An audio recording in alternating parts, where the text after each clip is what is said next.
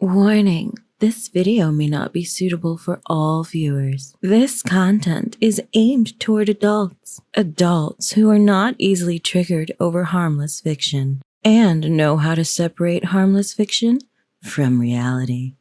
We are not responsible for you getting triggered. You have been warned. Ada.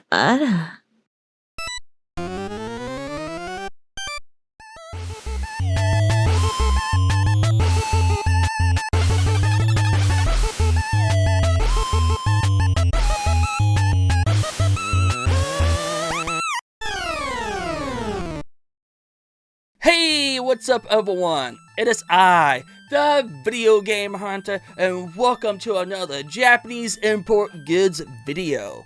With today, I'll be showing you guys all the latest stuff that I imported from Japan that are retro games like the Famicom Disk System, PC Engine, and some PC Engine CDs. And we even got a manga and anime for me to show you guys. So, that being said, let's go and check these items out. So the first batch of stuff I'm going to show you guys is from eBay. And the first item I'm going to show you guys is I Love Softball on the Famicom system. Now, I have to say it is very rare for me to seek out a sports game, especially a game that was exclusive to Japan only. However, the reason why I went after this one is because while I was listening to my Game Chaser Season 5 Blu-ray box set, and one of the episode's commentaries, they were really praising this softball game, saying how good it was. So out of curiosity, I just started looking for the game. But no matter where I look in my usual places for my Japanese stuff, I just couldn't find a copy. So at my last ditch of effort, I went on eBay and I managed to find a complete copy. But the downside was they were asking for $148, which according to Price Chart at the time, that was way overpriced. But being the way I am, I bit the bullet. Now, was this game really worth the money? Not really, because for the most part, it plays like any other baseball game, except it's a softball game where you throw underhand instead of overhead, and all the players are women. Which is not a bad thing. I do in fact like women. Since it plays like any other baseball game, I just suck at this, and I'm much better off playing this game with another player. Next game is BodyConQuest 1 on the Famicom Disk System. Now this is a game I've been looking for years, and I've been looking for this game since I got my hands on the sequel that was on the PC Engine, which I found one year at the Louisville Arcade Expo. Now what this game is, it is a bootleg published by Hacker International, who is mostly known for releasing tons of unlicensed games across many platforms, specifically pornographic games like this one. Now that being said, this is supposedly to be a parody of the Dragon Quest games, but I'm not too familiar with the series, so I don't know what exactly they are parodying on. But I do know one thing, and that is Dragon Quest is a turn-based RPG, while this one plays a lot like Highlight on the NES. And because it plays a lot like Highlight on the NES, it's not that great of a game. However, it does have some nice art of 8-bit women, and just because of that, it was good enough reason for me to sit down and actually beat the game. Next, we got Shinsetsu Shiawase Usagi F for the PC Engine CD. Now, this is a bootleg hentai visual novel from the Shinsetsu Shiawase series that only came out on the PC Engine CD. And in this game in particular, the characters are clearly a parody of the Neon Genesis Evangelion. Now, even though it has characters from the series, they don't really parody anything else. They don't really even change the characters' names, except for maybe one, which is Rei, who now goes by as Reiko. Other than that, it is just a short visual novel game with multiple endings, and the character you play as is named Shinji, who is absolutely looks nothing or acts nothing like the characters from the show.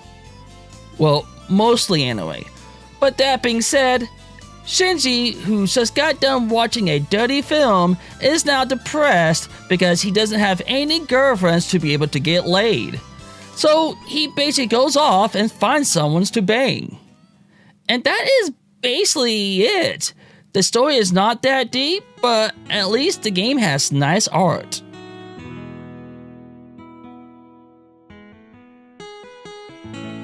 So the next game I'm going to show you guys is High Leg Fantasy on the PC Engine CD.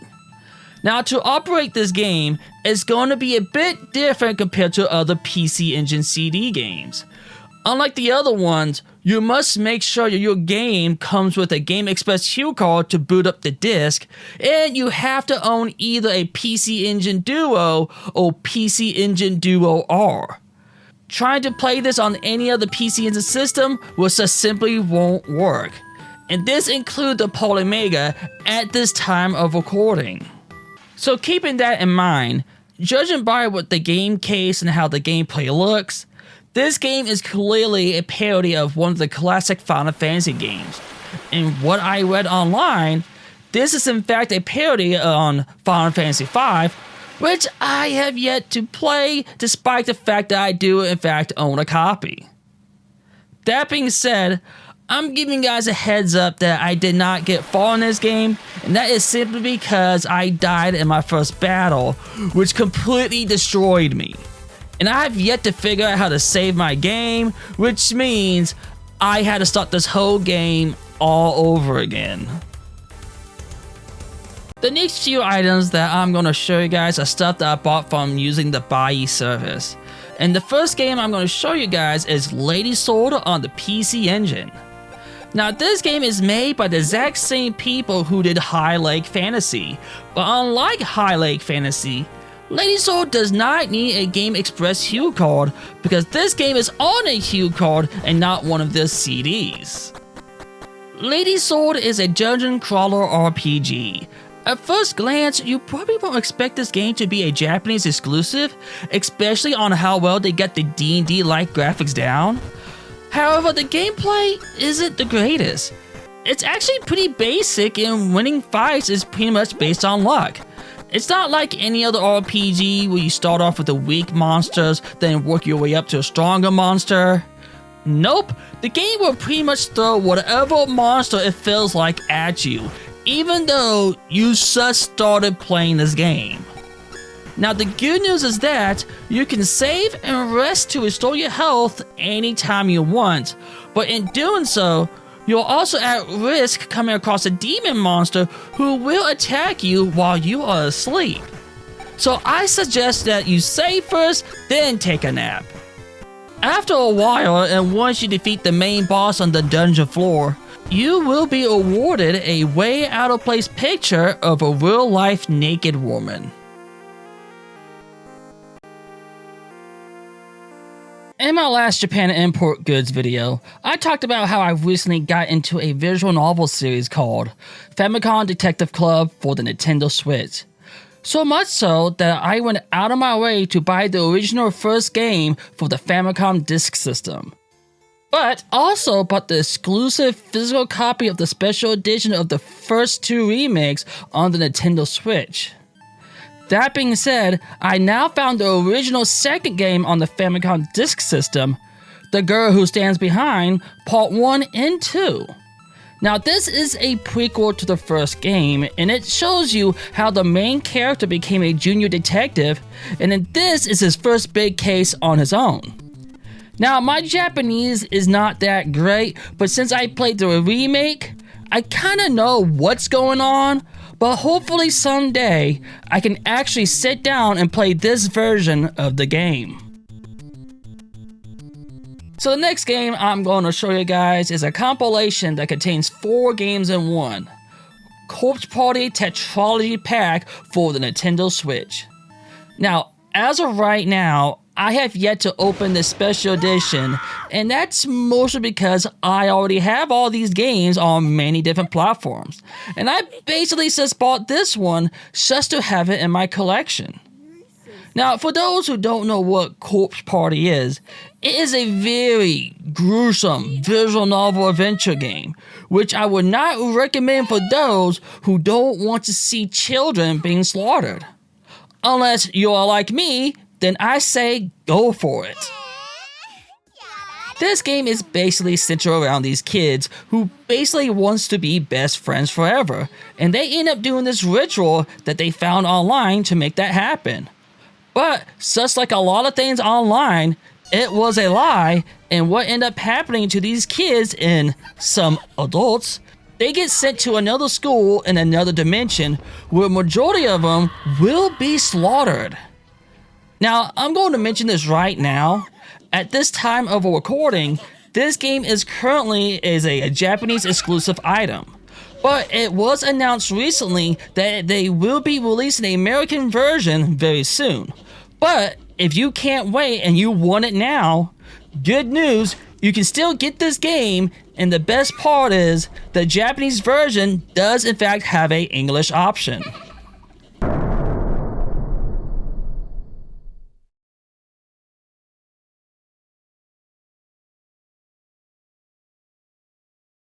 Next, I got two mangas from a series that is currently my favorite right now, and I always look forward to this series every time there's an update, and that is Smoking Behind the Supermarket with You, Volume 6 and 7. Now, I actually already did talk about this manga in my last Japan Imports Goods video, and because of that, I won't be repeating myself again. But if you enjoy seeing a man and a woman with huge age gaps hanging out behind a supermarket smoking, then please give this book a go. You won't regret it.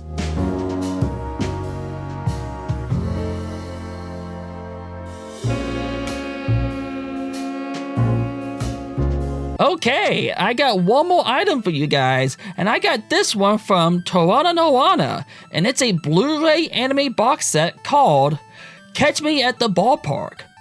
Now, this is an anime I discovered early this year, and it's about a young woman who looks like a Gairu version of Nagatoro, named Ruriko, who just started working as a beer vendor for the Motor Sun baseball stadium. And her first customer is Kotaru, who is an overworked office worker who looks like Senpai from Don't Toy With Me, Miss Nagatoro. And he loves going to the baseball stadium every chance he gets. Now, what's great about this show is that they don't just focus on these two characters, even though they are the main ones of the show. But they are always in the main spotlight.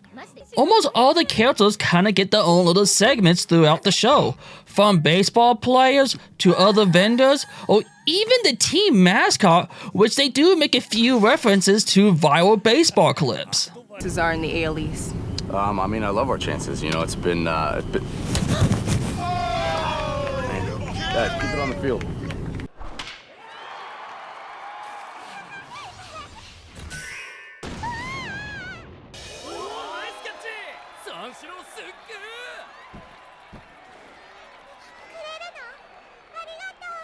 And there you have it, folks. That was my Japanese import good videos. And I really do hope that some of the items that I showed off got you interested of checking them out. And I also want to mention that I couldn't show off all my stuff in this pickup video. I do in fact have like a stack of doujinshis that I would love to show you guys. But as of right now, I just do not have the time. So I'm going to show you guys these doujinshis next time around. So, that being said, thank you so much everyone for watching. This is the Video Game Hunter, and until next time, goodbye.